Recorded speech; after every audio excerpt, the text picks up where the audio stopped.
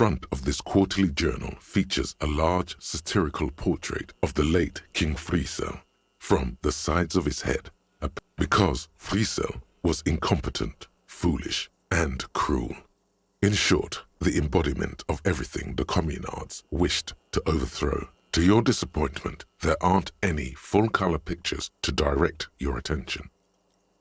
Just column after column of closely set text. No advertisements, you notice. So who's funding this radical comment? After rifling the pages with your thumb several times, you return to the magazine is divided into several sections. International developments. Kunst und Kultur, comrade. As you know, this journal takes its name from Mazov's immortal expression, du cristal à la fumée. This was his way of describing the way the rigid, crystalline structures of but, like the structures of capitalist ideology, we too are at risk of going à la fumée. Unlike many publications which are content to spoon-feed their readers reassuring drivel, La Fumée is committed to telling the radical truth. Only 4 issues in, and it sounds like they've already alienated their... Perhaps they've overestimated the market demand for this kind of commentary. So please, if you value our radical Mazovian perspective on contemporary politics, culture, and international affairs, please consider subscribing. You flip back to the front of the magazine. The table of contents. This section includes a long, tedious critique of the latest round of free trade negotiations between. You also skip over an article about heavy fuel oil smuggling along the Messina border. Something about bear wrestling. Whoa. Bear wrestling. It seems to be part of a new public fitness initiative in the People's Republic of Samara, SRV, devised and promoted by none other. According to this extremely credulous account, Uncle Sport, as he's affectionately known to his people, has recently decreed bear wrestling the national sport. Based on the description in this article, he appears to be an extremely competent and Sapormat Sport Kanazinski is well into his 3rd decade as president of the SRV. Outside Samara, he's known for 3 things. Brutal repression of internal. It's quite straightforward. A standard match features 1 man, or in some cases woman, against 1 bear. According to the SRV's Ministry of Information, the program has been a tremendous success. Public support stands. This is the SRV we're talking about.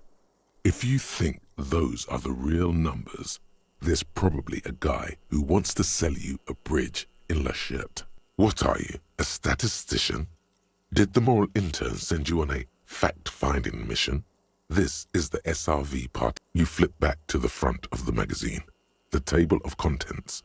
It takes a moment, but gradually it dawns on you that Kunst und why they decided to title this one section in Volda is beyond you. Obviously, because it's cool to drop. As you leaf through this section, you come across several reviews of recent radio plays, as well as a brief artist spotlight featuring. The main feature, though, is a long essay titled Tip Top Tournée, a critical Mazovian. The Tip Top Tournée is an inter-Isolari racing series, mostly known for its high speeds, ludicrous sponsorship deals, and high death toll.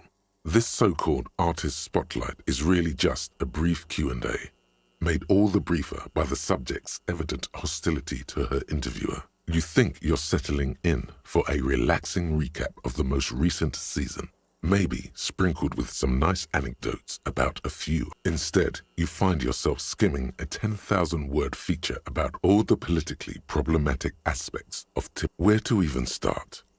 For one, there's the crass commercialism of its sponsorships. And then there's the practically criminal emphasis on deadly. So, all of it, basically. Oddly enough, this article has 2 bylines. Nasteb and Kalada. There's no way those are real names. Have you ever met anyone named Exilus? Come on, they're plainly. Under capitalism, the article says, every pursuit has its price. Every pleasure, even one as elemental as the joy of racing. Thus, The so-called tourney becomes a competition between increasingly meaningless brand signifiers, your discount laundry detergent racing against, and that precisely is what's problematic about it. Were it not for the promise of random, at the end of the day, it's the destruction of these 750,000 real races that you're sure you think that, but subconsciously, it's the visions of brand names being engulfed in flames that you crave. That's because you haven't been reading critically. But don't worry. The whole point of these sorts of articles is to let someone else read. You flip back to the front of the magazine. The table of unsurprisingly, much of this section is taken up with articles declaring unqualified support for the dock. You skim the headlines. Paint the harbor red and white. Martinez tames the wild pines. A city. Finally, there's a brief article by the writer, G. Martin, accusing the owner of the Cape Side apartments of illegally attempting to evict certain communist tenants simply for not having paid their rent. The writer G. Martin remarks dryly that capitalists love wealth redistribution. So it's true, the rentiers have been bleeding you dry. You really ought to find. You flip back to the front of the magazine.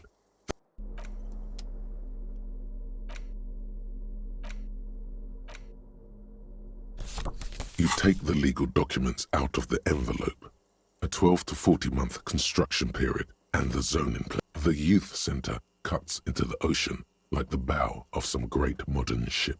Apparently, it's going to cover most, if not all, of the street and the square between the. It's going to be awfully close to the already existing buildings, almost wall to wall, practically integrating them into the youth. This is either an ominous or cool architectural choice.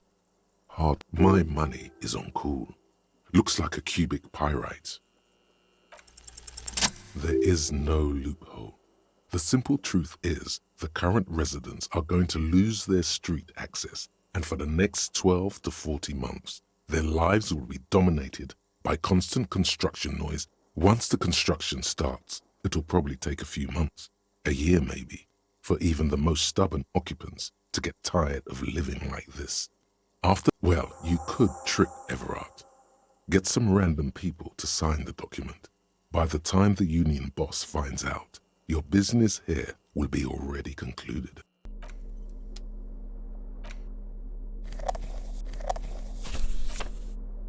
Large letters on the front form a title, Wirral. The colorful box is illustrated with bucolic vistas. The cover art also features odd-looking humanoids. Text underneath the title in smaller typeface reads, 3rd edition, Mega Setting Supplements Module. The side panel adds, a sword and sorcery. Mysterious things rattle inside. What could they be? Dice? None of that witless man from Heimdall, fascist dross, hidden behind faux realistic allegory. Wirral is no cliche-ridden. It's not. It's for pansies. The man from Heimdall is way more awesome. A blurb on the back reads, tired of the tedium and toil of modern life? Escape to Wirral.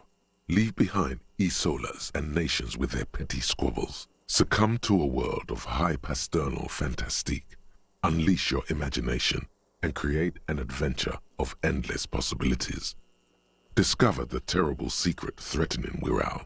Can your band of adventurers save the... Exactly. That's the spirit.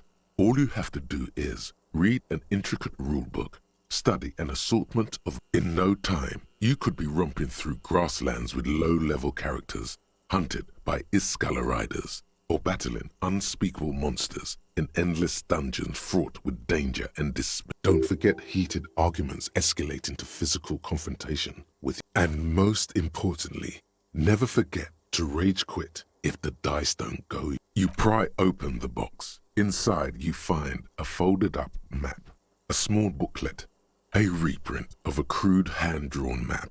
The top left corner reads, Lands of Wirral.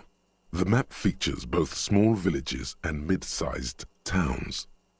It doesn't seem to correspond with anything you've seen thus far. It's not a very helpful map. A quick guide to the magical races of Wirral.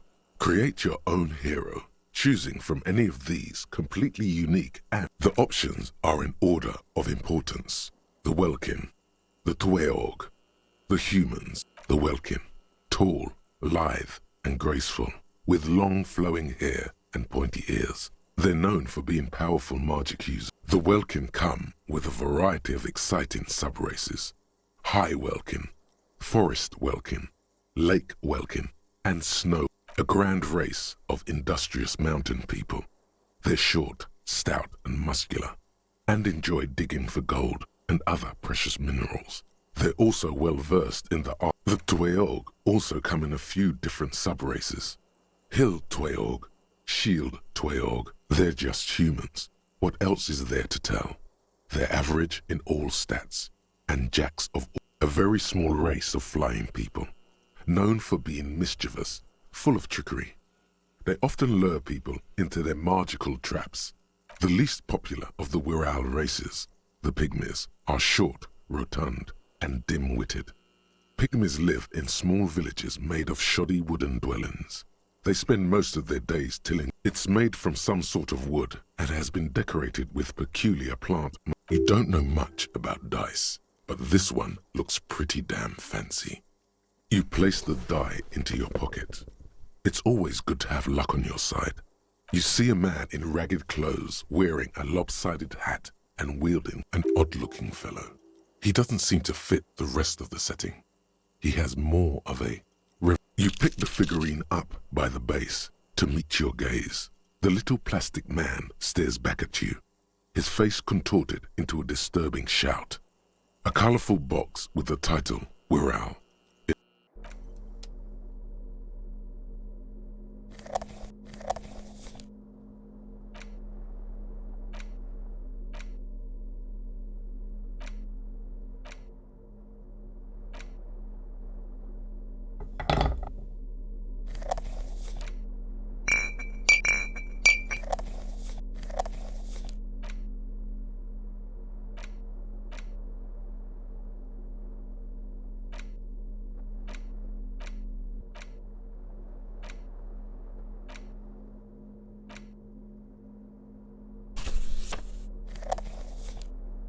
In your hands, you hold a brand new copy of the game, Suzerainty.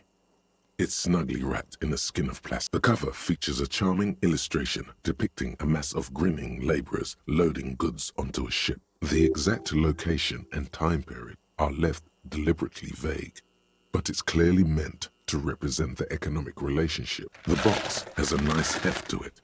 You hear the rattle of individual wooden tokens. Even before you open it, you can tell that this will be a meaty game of grand strategy and complex player interaction. The plastic wrap rips off as easily as a bodice in a tawdry historical. There's a hiss as the lid slides off. Inside, you find a thick, full-color rulebook and more than a dozen pouches of Welcome to Suzerainty, a game of economic strategy for the whole family. The rulebook is sumptuously illustrated and thick as a Gradian novel. The colorful illustrations depict cheerful workers picking apricots, hauling marble sculptures out of crumbling temples, and harvesting a strange magenta. You begin to suspect there may be a political agenda to this so-called family game. Only one way. The instructions are opaque at first and introduce many concepts you're not familiar with. Fortunately, you soon figure out the basic conceit. Each player represents an administrator for the suzerain of Revachol. Your objective is to increase. That's where the suzerain's vassals come in. The game features 4 vassal nations, each one home to an Each turn, the player collects resources from vassals where they've placed workers. They may then rearrange their workers, fulfill contracts for coin and bonuses. As you leaf through the pages, your eye catches on a sidebar labeled Advice for Beginners. Remember, there are many paths to victory in Suzerainty, but successful players will find one strategy. And the actual scoring system appears infinitely complex, with a series of tables and appendices required to compute each player's final victory point. You open up a number of pouches containing wooden tokens. There are also several punch boards with other cardboard. Each cardboard token makes a satisfying ch as you pop it out.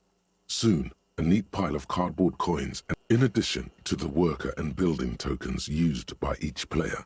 There are also several piles of color from the Empire of Safre, orange apricot tokens, from Ilmarat, the ancestral name of Ilmara, grey marble block tokens, from the Seminine Islands. Why, it's a shame there's no one for you to play with. You hold the open game box before.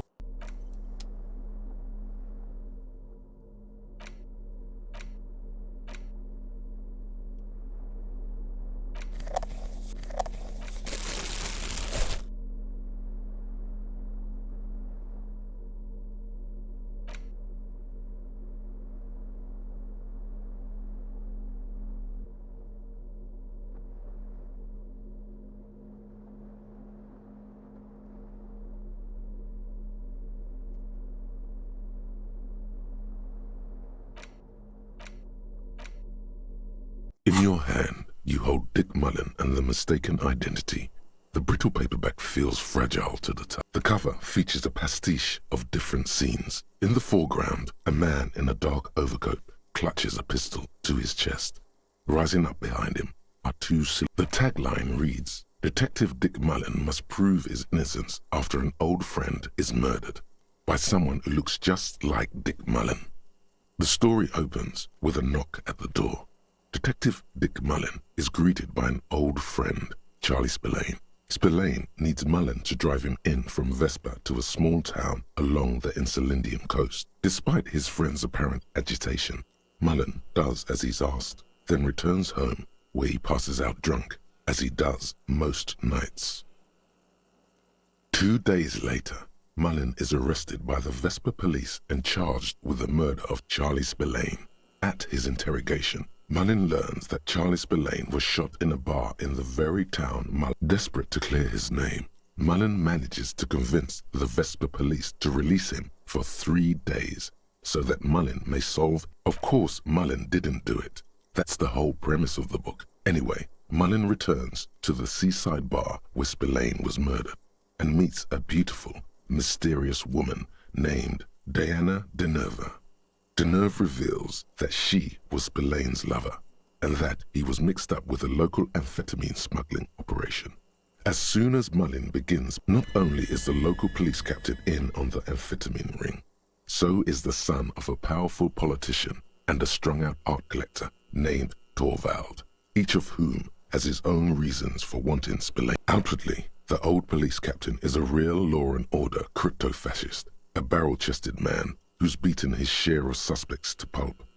But he's also dirty and increasingly paranoid that someone's going to expose his role. He would certainly have the motive and the means, but the captain walks with a noticeable limp from an old war injury. Is it possible that he was able to conceal it long enough to commit the murder? A typical privileged twat. In all likelihood, he's just in over his head. He does bear a personal grudge against Spillane, though, a former prosecutor who nearly brought down his father's administration. The kid doesn't exactly have Dick Mullen's manly build, but he is the correct height. And while interrogating him at his home, Mullen did notice a certain overcoat that looks suspiciously like his own. Torvald, the art collector, is a strung-out mess. Frankly, it's hard to imagine him holding a pistol steady enough to actually hit someone, let alone plug them 3 times in it. That said, Torvald and Spillane have a long history, and while interrogating him, Mullen discovers that Torvald was once involved with Diana Deneuve. One evening, Diana Deneuve comes to Mullen's hostel room in tears. The two of them drink half a bottle of vodka, and soon they're seeking comfort in each other's arms. As the two lovers share a post-coital cigarette, Diana Deneuve turns to Mullen and says, "Always aim for the center of mass." Whatever it is, Mullen never hears the words. A blow to the base of his skull knocks him out cold instantly. When Mullen comes to, Deneuve is dead on the hostel bed next to him. To make matters worse, his clothes are covered with. Mullen trashes his blood-stained clothes and flees the hostel. knowing it's only a matter of hours before the cops discover Deneuve's body. The heat is on. If Dick Mullen can't solve both murders before the cops catch up to him, can you solve the case before the cops close in? What is it, detective? There was never a time when he wasn't a detective. He was born a detective. Dick Mullen was made to crack skulls and solve cases. It's who he is. He could no more stop. You're no tiger though, Harry. You're a man. It's your... For a moment, you cease to read the story on the page and see the book for what it is. A collection of brittle, cheaply printed... You won't find the answers you're looking for here, in other words. So, who did it, detective? Who killed Charlie Spillane and Deanna Deneuve? Could be. Who knows? Only one way to find out. You begin furiously flipping through pages. Even as you know these books follow a series of well-worn tropes, you find yourself completely engrossed. You're turning pages so fast, you try to grab the pages as they come loose, but your fingers aren't quick enough. Dozens of pages scatter across the floor. The last fifth or so of the book seems to have been lost. It's possible that you could gather and reassemble the pages, but that's right. You never will. But then, isn't that how it... Last year, more than 71% of murders in Revachol went unsolved. In Revachol West, in your hand, you hold 4/5 of Dick Mullen and the mistaken identity.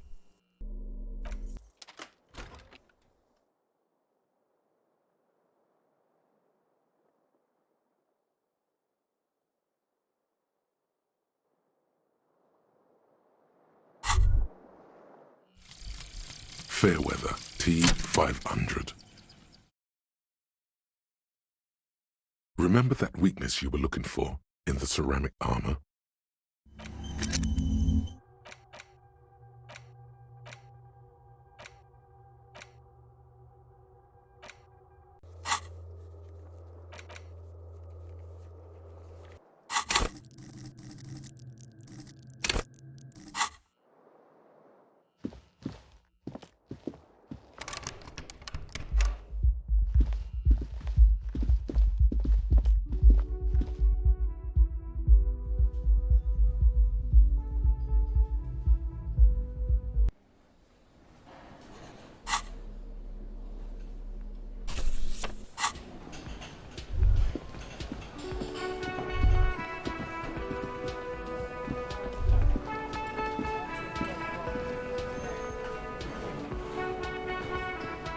Can I help you?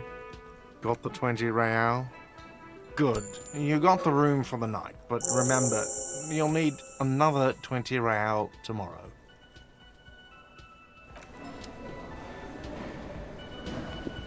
Oh, hello, dear. There you are again.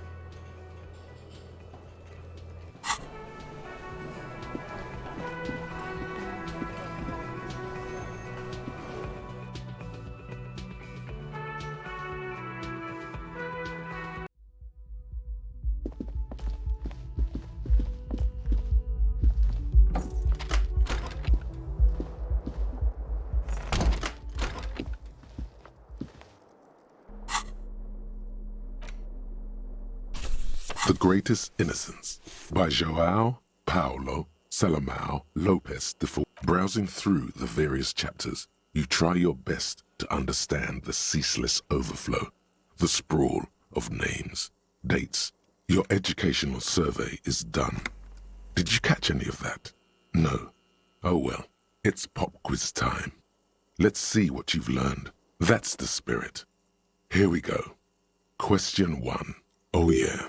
This is what I was made for. A pop quiz is a short examination designed to test your knowledge without any prior warning or announcement. Such exams allow the thanks for nothing. Dolores Day. Dolores. Incorrect. Dolores Day was the innocence of humanism, internationalism, and the welfare state. She codified her colors are silver, white, and apricot. And when you think her name, Dolores, stomach acid rises to the back of your throat, and it hurts. You see a flash silver. Steer clear of this one. There's something terrible. A strange sensation of loss.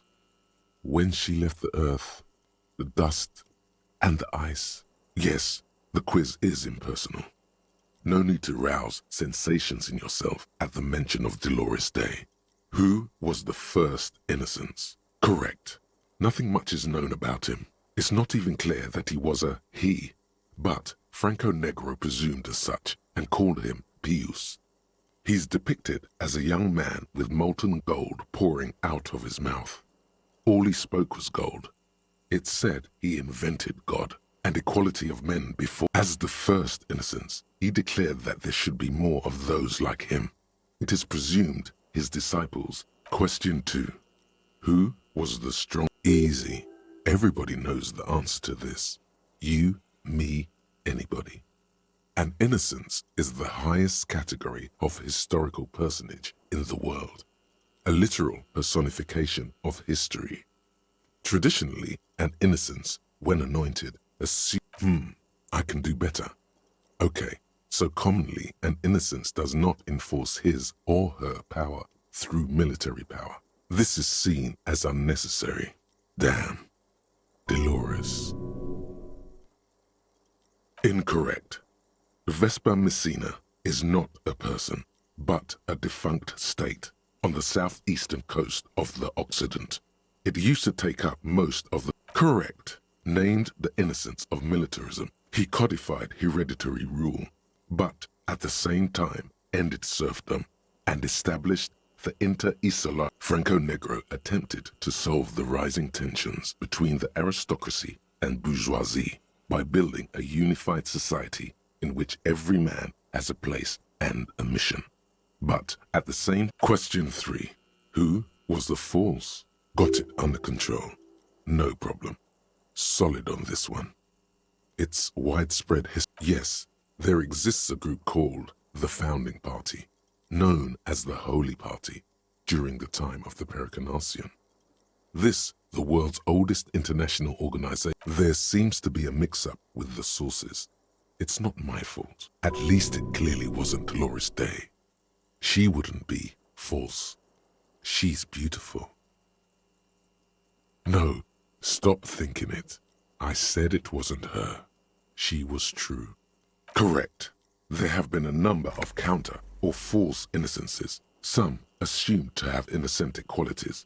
Some who just thought so themselves. Occasionally, they have the support of a faction inside the ecclesiastic organization. And the most famous and important of these was Ernest Pasternak. He was into torture, despotism, hymns, cannons, and world conquest. Final stretch. You've come so far and learned so much. This is the most important one. Question 4. Who was the greatest in... I've got it. Honest. Correct. The Mesk might see Franco Negro as the father of nations, but as of this century, there's been a great shift in attitude. Dolores Day has become widely regarded as the greatest innocence. Everything from inter-esolary travel to the connected world to 3 consecutive scientific revolutions can be traced back to her. Every decade that passes, she seems... Congratulations on finishing the test. The results and your subsequent C, vaguely passable. A solid effort with nothing much else to You would have done better if you just left Dolores Day for the end. Dial the Dolores Day down a bit. You are shouting at an inanimate object, like a real weirdo. No wonder you seem to have trouble with the right answer. The edges of the pages are worn and smudged. A lot of people have read about the Devil Woman's altercations with the Heimdall. The jacket copy proclaims, "Man from Heimdall returns in his most exciting adventure yet. After crashing into a strange jungle, cannibalistic natives abduct his only surviving comrade, Noble Tiribold. He is ambushed by a tribe of female warriors and taken to the ancient citadel of Cloud City, where a mysterious and wicked queen rules supreme. Will Man from Heimdall be able to escape?" You open the book to a random page. Man from Heimdall, wielding his two Zweihanders, is carving through a sea of sand. His arms, whirling like windmills, are soaked with the blood of his enemies. Man, it calls out to you. This is the spirit of Revachol. Berserker rage burns in his azure-hued eyes as he brings glory and honor to his long-lost Heimdall tribe. From the village of Heimdall, the ivory giant roars like an ice bear. Man from Heimdall rides on a gilded griffin, his golden mane billowing in the breeze. Both Zweihanders sheathed on his back. He is off to war. Will he conquer his enemies? The steel muscles of Man from Heimdall gleam in the humid jungle air. Yet the man does not sweat. In meditation, his soul drifts in the frigid northlands. A passage reads, "The man from Heimdall looks up, his eyes blue as the mountain lakes of his homeland. He rarely speaks, but now his voice booms in the darkened throne room. Do not try to sap my masculine essence, wicked temptress. Son of thine spells are no match for purity and strength of will. Brothers of Heimdall, stand above the vices of flesh, for it is weak and corruptible, yet mine is full. I have grand plans for you, Man from Heimdall." She gestures her diabolical hand toward an array of potions and unguents. "First, you shall please me. Then lead my armies against the vicious cannibals. Not a muscle moves in the face of the Man from Heimdall. Yet inside, there is turmoil." In the final pages, Man from Heimdall mounts Galavarin, his mighty griffin, and turns his gaze to the horizon. Queen Lydiana is dead, but an arm. To find out what happens next, you'll have to pick up Man from Heimdall and the Three-Eyed Skull, available in fine bookstores everywhere.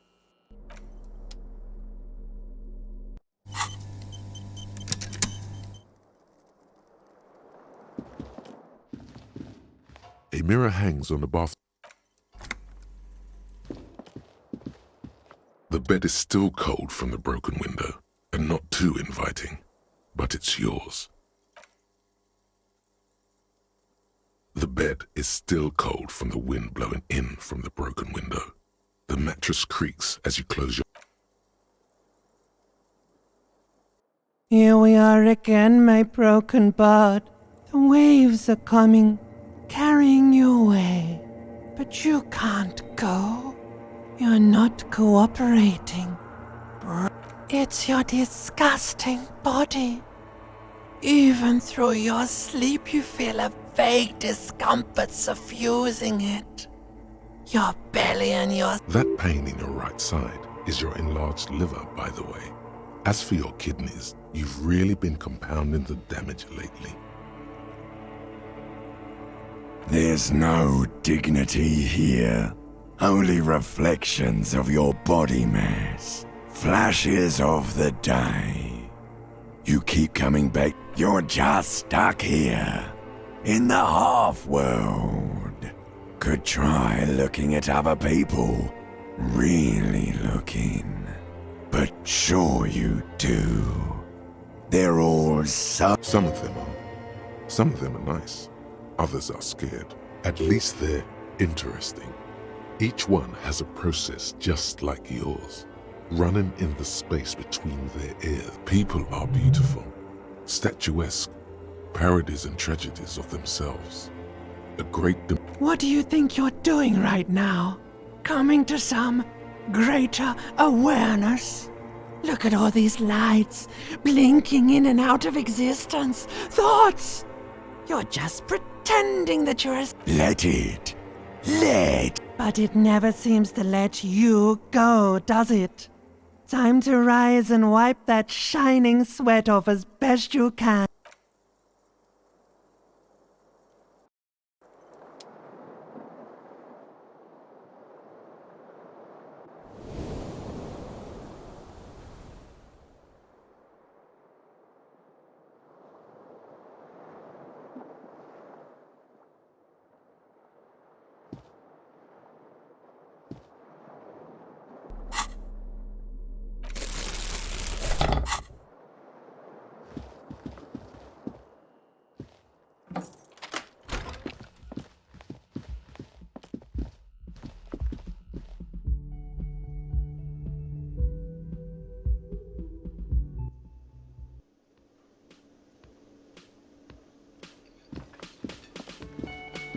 What is this place?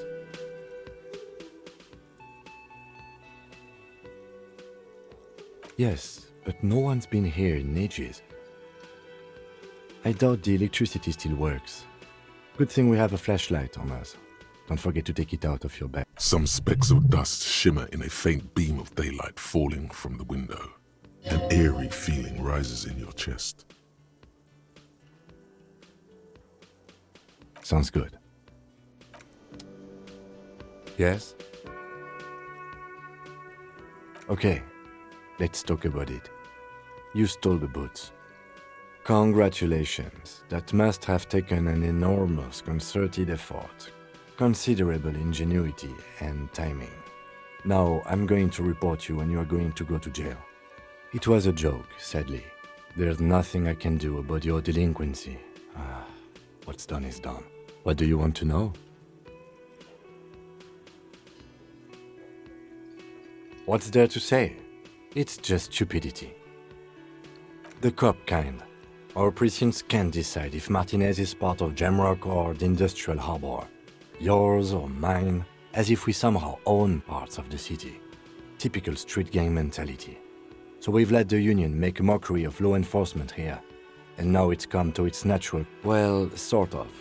It's less a matter of who gets to police Martinez than who has to. It's an orphan district, in other words. I think the dispatch desk just told both our stations about the hanging. There was quite the brouhaha at the 57th, I can tell you that. Time to settle it, they said. Cop off. But I assure you, I am not their finest or toughest, with 102 cases. So he volunteered to represent the 57th, but not out of compassion. Somewhere in your mind hangs a dark green blackboard. There are 2 columns. One says, cases solved. The rows are endless. Jean Vicmer, Judith Minot, a special consultant. What was his name? Then the rows degrade into green nothing. Yes, I'm an unrepentant spoilsport. Martinez? Nothing. It's just a puddle at the end of some drain pipe.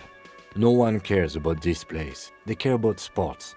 Most of our colleagues don't even know how to get here. North of the interchange doesn't exist.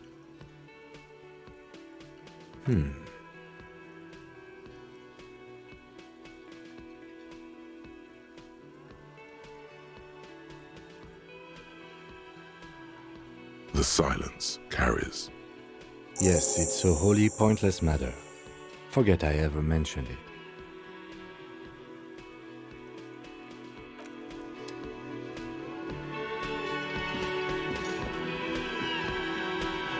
You look like shit. And I don't mean that as a metaphor.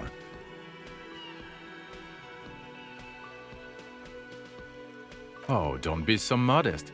We're looking at several months' worth of damage here. Kind of a miracle you're still up and at. Oh, come on, Jean. It looks like it's been a rough week on him. It's not just this week. What do you want? There's something about this guy that matches with a face in your head. A similar, but he might be wearing a disguise. Yes, it's a hobby of mine.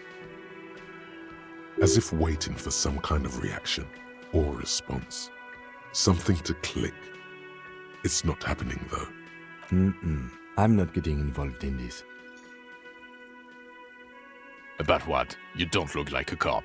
You know what you look like?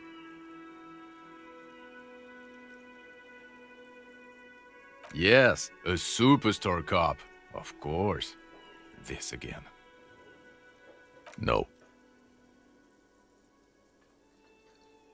'Cause it's not my job. Why don't you go and fucking do yours and solve this damn hanging?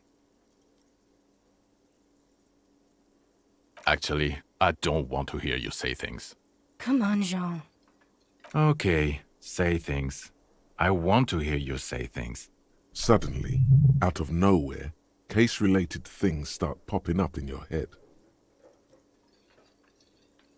You think he was hanged as a cover-up? To hide the shooting? Okay, well... I don't know. Why are you? It's like you felt it would be intellectually stimulating and would lead somewhere. A custom even? Strange. Oh my god, there's more. You want something more? What is it? Okay, why not? You think he was hanged as a cover-up? I don't know. Oh my god, there's... Watch out for yourself, loser. That voice, so very familiar. Did you hear it when calling to your station and... Oh really? I wonder where. That's the where you remember me from? Okay then. It's probably a coincidence. People sound alike. The woman in an RCM patrol officer's uniform winces as she notices you. I would really prefer not to talk to you right now. Yes, I am. I know. Here's the real deal. It's hard to tell whether he's sarcastic or sincere. But if you had to guess, you would say the lieutenant is being sarcastic. I'm definitely not the cavalry. I don't know. I mean, why would I want to talk to you?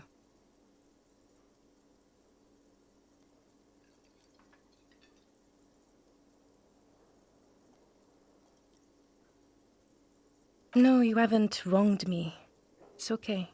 Okay, fine. Let's talk. What did you want? What does one talk about with a fellow officer? What precinct? Fucking deranged lunatic. You're getting an intellectually unsatisfying vibe from this conversation. Maybe you're doing something wrong. Of course I'm with him. Why do you ask? Well, he's not. He's a sack of shit barely kept together by crazy glue. But at least he tries, unlike you. Please, let's not turn this into another exchange, okay? I don't know what to say. Don't say anything, Judith. Me? No. I'm just a man with sunglasses. I like wearing sunglasses inside. Sunglasses and a fucking wig. Okay. I'm just looking out for... No one. I'm just a man with sunglasses. And you are? Yes, a policewoman who just wants to do her job. That's all.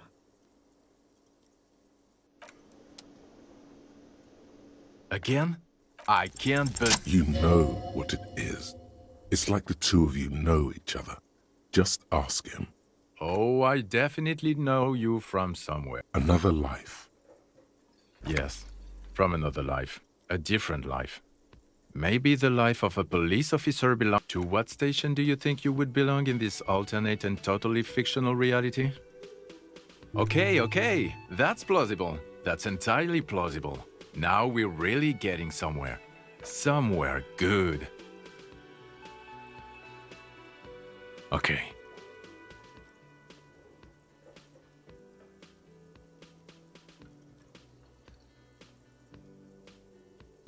You're not going to believe this, but police officers. Yes, sir. Solving crimes, locking up bad guys, and get this, and not getting that drink. Just some regular boring motherfuckers in suits and uniforms. Nothing spectacularly extravagant like you. Oh, it's you, you eccentric genius. I mean, with your unorthodox approach to police work, it has to be you. Not even a little bit. It's an urban myth about an officer who is so far undercover he can't remember who he is. As I said, just an urban myth. You are not the son of Lang. Okay, yes, you get the joke. Leave it at that. Oh no. You see, I enjoy watching other better cops solve crimes. And let me tell you, it's been quite a privilege seeing you work. This isn't helping. Let's be crazy. Let's say you and I are partners. How's that for a thought experiment? Would you now, or would I be cramping your style? Never mind. Partner.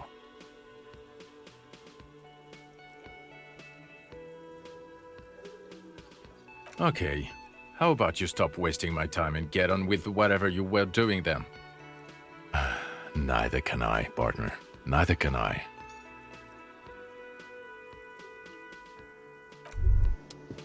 Okay, the man with the sunglasses and his hypothetical Station 41. Weird, right? There's something missing here. Something you can't put our finger on.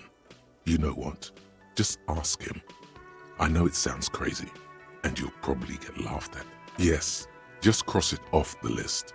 It's probably not true, though. Again? I can't believe this shit. I'm going to say no. Just to see what you'll say to that. What'd you say? Okay? Jean, he said okay. Okay, I was clearly wrong. He is a firefighter, male nurse, animal control agent, something of that kind. Not a cop. Yes? What is it? God damn it, you leave her alone. Keep your weird bullshit to yourself and be professional for once, for fuck's sake. Can I actually help you with something? Yes, of course. Preposterous. I mean, you would remember if they were, right? Who forgets their squad mates? That's...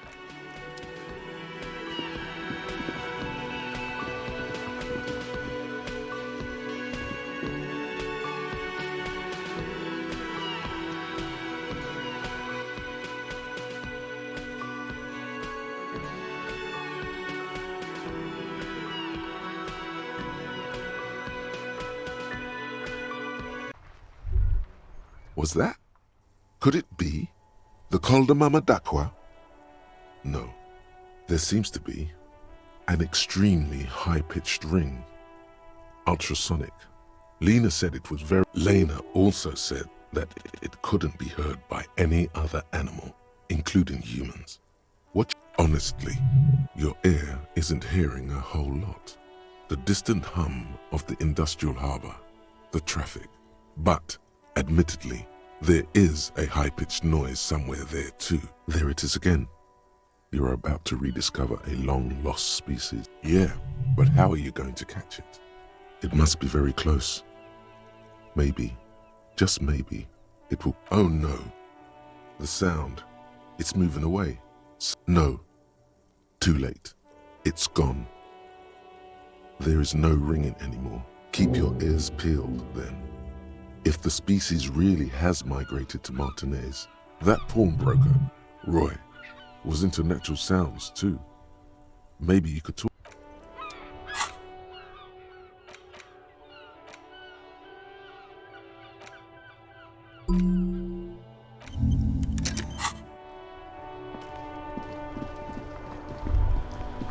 In the morning light, the white on blue police livery on the motor carriage cannot but do something important, something murder-related.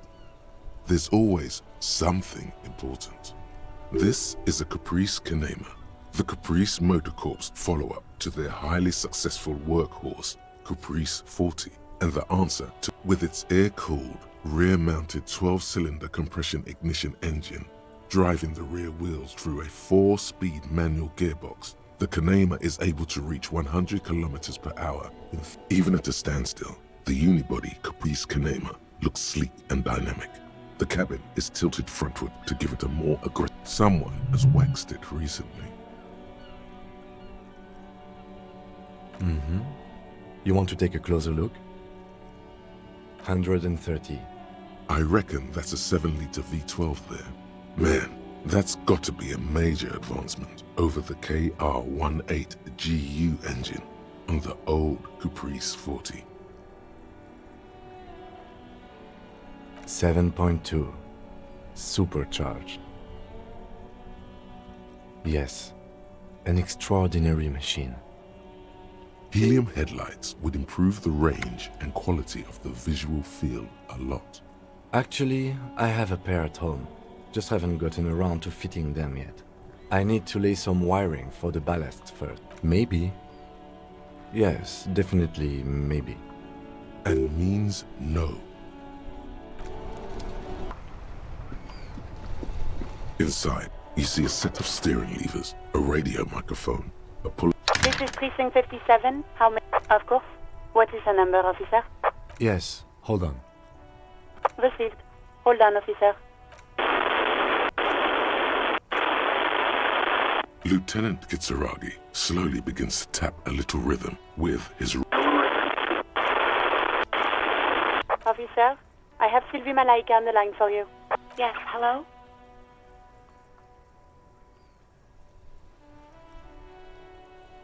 Oh, right.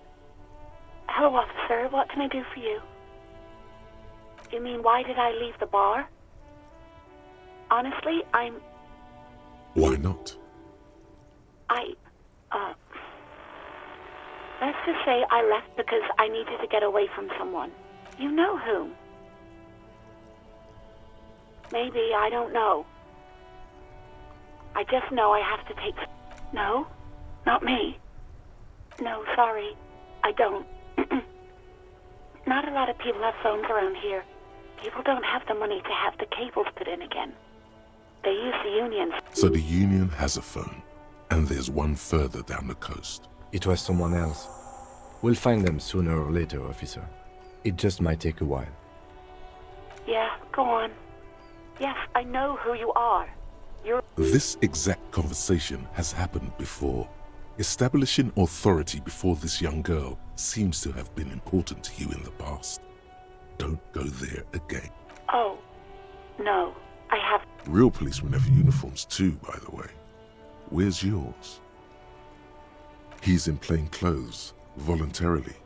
It's different from not knowing where your uniform is. Please, no. Not this again. Everyone saw your cool gun, detective. You were trying to impress some people with it.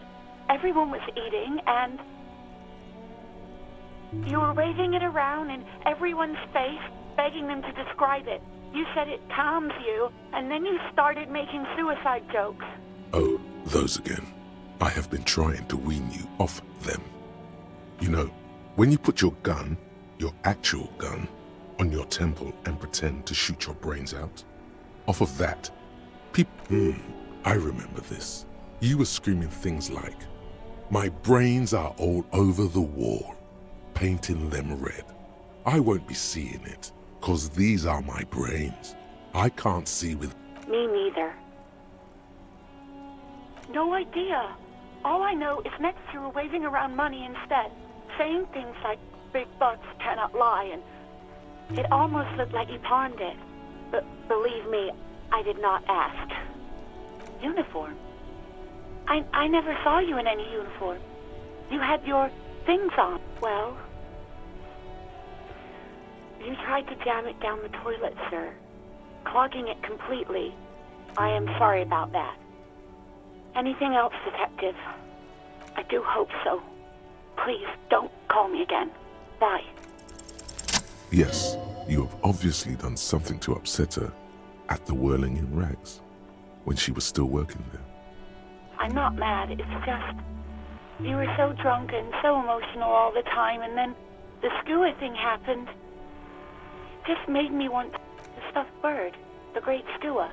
You threw it against the wall while screaming, "Fuck that bird." I think you said it had been giving you shit ever since you got there.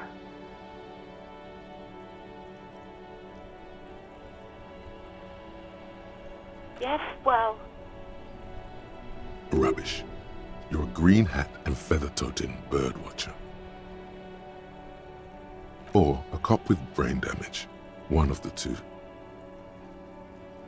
Yes, obviously, you were the worst client I've ever seen. And I've had sailors fighting, union guys grabbing my ass, kids stealing booze. Once a guy was glued to the karaoke machine every night for 2 months. But, well, you were worse than all of them. Honestly, you were getting borderline aggressive. Even about little things like not turning down the volume at 3 a.m. I even liked one of those songs you kept listening to on repeat. No more, We Go On by the O.O. I can't listen to it anymore. You've turned it into a parody. Then there was your room. Your project. An experiment to see. I tried to send the cleaner, but you wouldn't let me. Threatened to make me understand. I had no idea what you meant. And then you screamed something about how you're actually a real cool guy, and no one understands it. One of the coolest guys there is. The coolest guy in Jamrock. And then I had to deal with your toilet. The one you clogged with police documents, causing water damage. I won't even mention you waving your gun around, harassing customers, threatening to sing karaoke, threatening to kill yourself. No, you really weren't. You were simply the worst.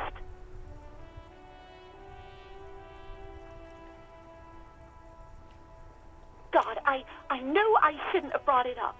Just try not to call me again, and let's pretend it never happened. Wait, really? No, this is absolutely not true. I like Guard. No, I was actually flattered. I've always liked him.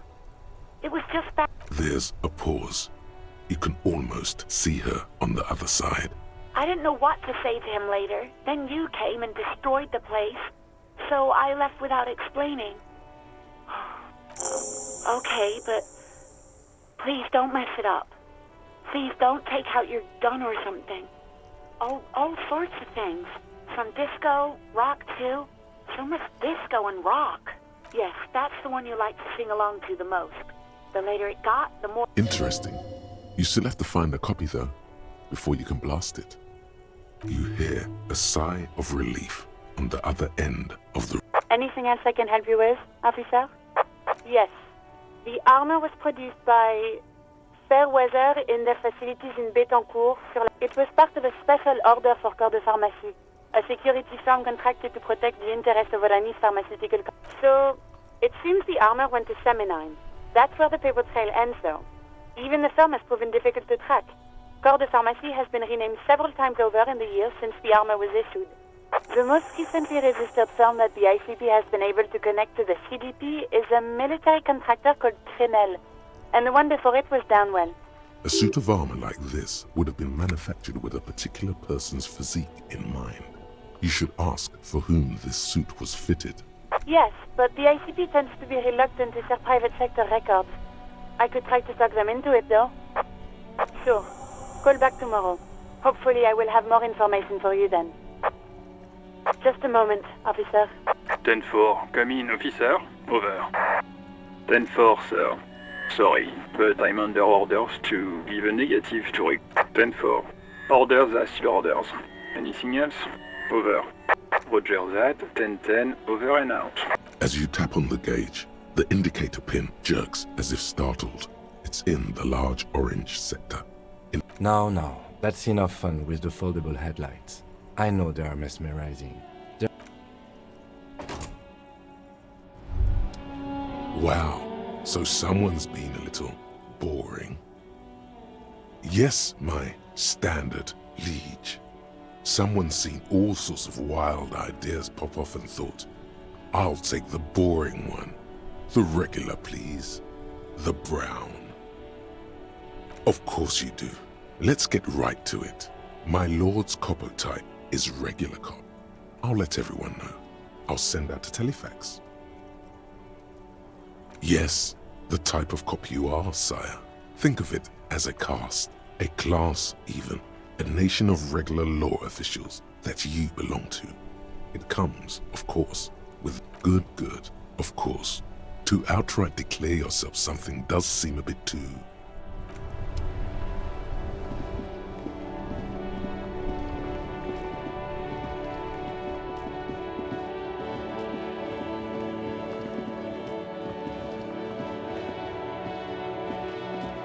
rusting control panel with loose wires dangling out from the hole where an indicator light.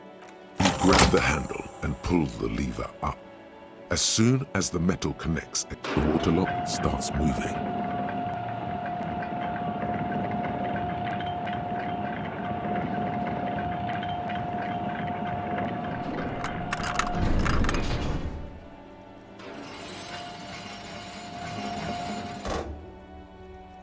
Okay, if we ever need to get to the coast, then this is the way. But please, contain your wanderlust for now. I don't want us to get sidetracked, but Focus on one thing, achieve it, then the next. Heath.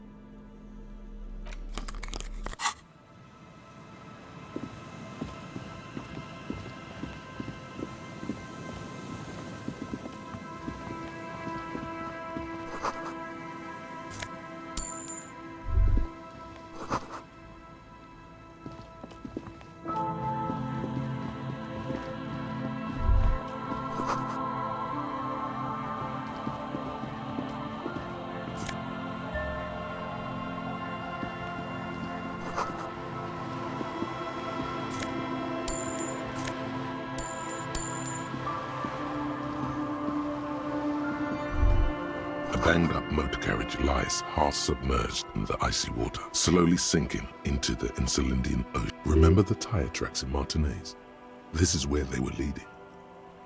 it appears to be so. I agree.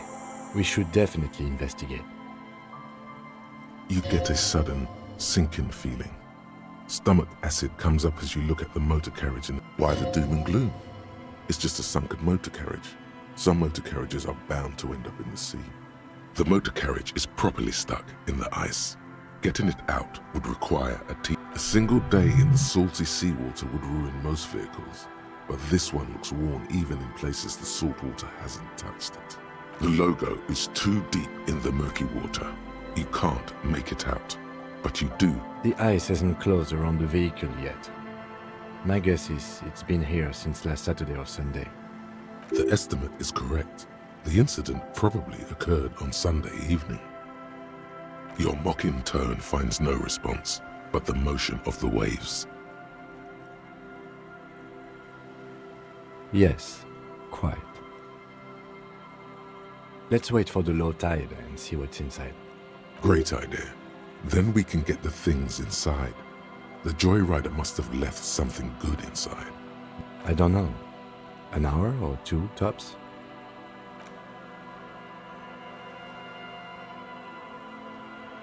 As you sit down in the old, rusty playground, the world around you, the hinges creak under your weight. Dangerously so. Nothing but the sound of seagulls high above in the sky, echoing like distant laughter. Ice cracks around the blue motor carriage in the sea. The tune on your lips forms a strange yet undeniably beautiful contrast with the surround. The lieutenant gives you a quick glance, then, still looking straight ahead, two birds on a wire, whistling by the seaside, looking at the water. The clouds pass in the sky, and the shadow of the swing moves like the hour hand on a timepiece. Looks like this might take a while. Time to present a good topic for discussion.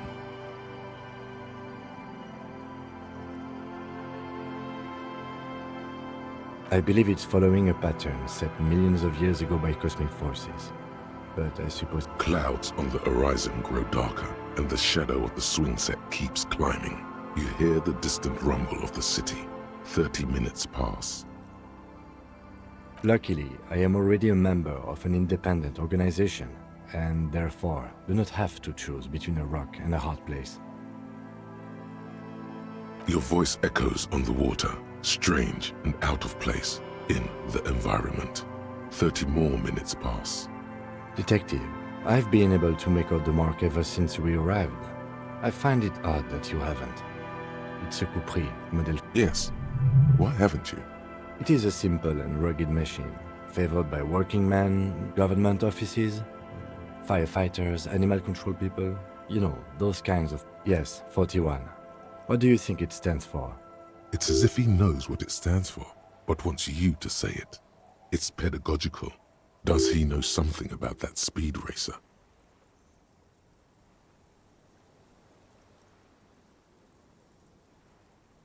I'm sorry, Harry. I'm so sorry. 41. Precinct 41.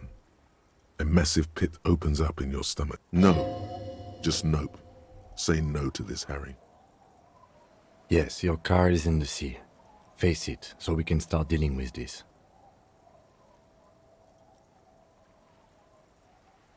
The lieutenant just shakes his head. There were never any street racers. It was always you. You drove your car in the sea. I'm afraid so, yes. It looks like you started in front of the whirling, jumped over the canal, and then drove your vehicle in the sea right here. Of whom? I don't think so. If anything, you were probably drunk. Detective, we don't. A rescue operation really isn't viable at this point. It's sunken too deep. There is no access ramp to the coast. I'm afraid it will have to be there like that for many years. Look at it. Parts of it might be salvageable, but that is very unlikely. All the electrics are toast. That goes for the electromagnetic steering. You'd be lucky to find one undamaged component in there. In a few months, there will be nothing but rust left. Well, not cheaper. This motor carriage costs 40,000 real. But in the long run, it still makes more sense to buy a new machine than try to refurbish this. Let's face it, this is a substantial loss to your district's budget. I mean, my station only has 4 other vehicles in addition to my kinema. This was 20% of the station's vehicular budget.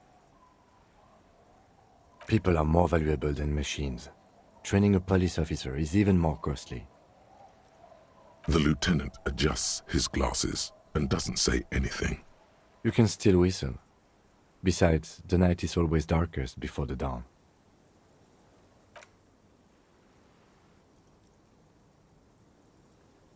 Yes, let's go take a look. Revacholian nationhood. The Revacholian state will be a serene place. You should get a drink.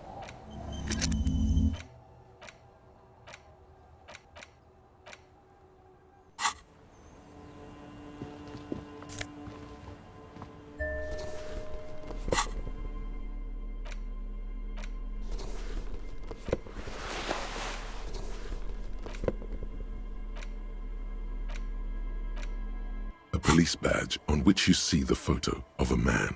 You. Some seaweed is stuck to. At least something good came out of all this.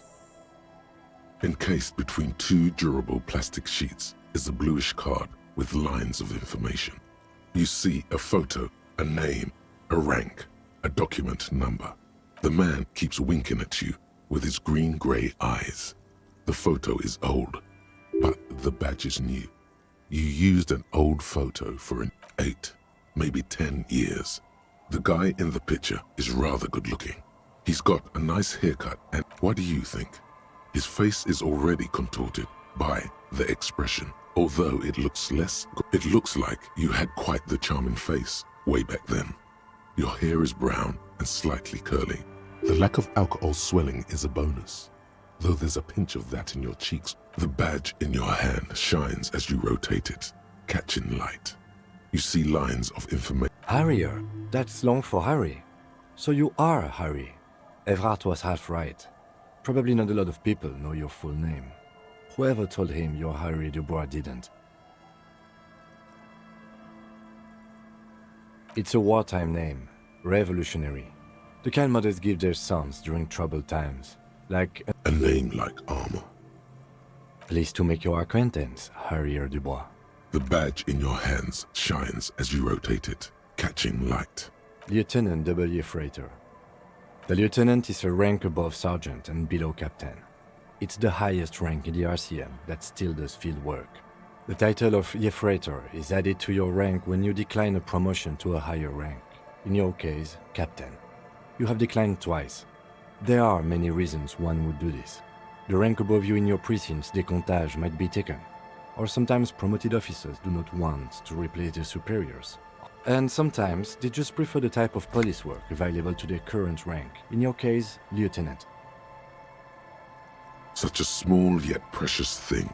Expensive paper caught between thick plastic, like a fly in... That's just the serial number. Revachol, Jamrock, Precinct 41, with some numbers thrown in there for good measure. 4 months ago. I'm guessing that's when you were promoted to the rank of lieutenant. A new badge usually comes with a new rank. You seem to have been... You're pretty sure you weren't doing well, but better? Probably yes. Yes, it's the designation of your precinct. 41, like mine says 57. The 57th is mostly in... It's a tough station to work in. You have all of Jamrock to cover. That district should have 3 precincts, but money is... But then again, it's a legendary district, and a hell of a station too. It must be an honor and a curse to work with people like Price. Roberts, Feuerbach, Dimitri. Suddenly, names from your decomptar. He knew all those people, although they're not from his station. The badge in your hand shines as you rotate it, catching.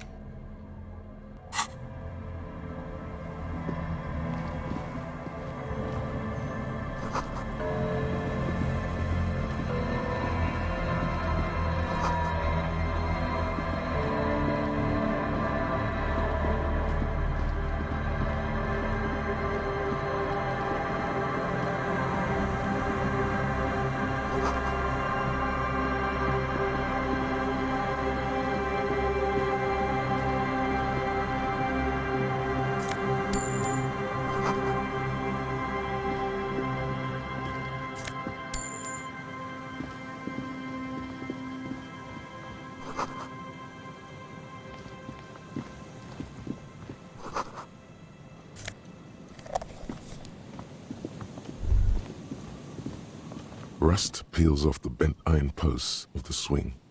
The wind whistles through the skeleton of the small house behind you. In this yard?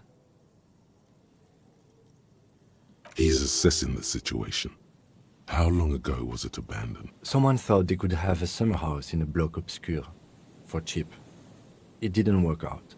They abandoned it about a decade ago. A black bloc. A part of the city left unrenovated after the war. Or one that has fallen to gang violence. On aerial photos, block obscures look like dark squares, hence their name. Practically, it's not an official term in any way, but look around. No sewage, broken power lines, crime, drunks. Life is tough in the blocks. It's no Yes, and you picked it up as part of the Jamrock shuffle. It's not meant as nagging, just an... We should move.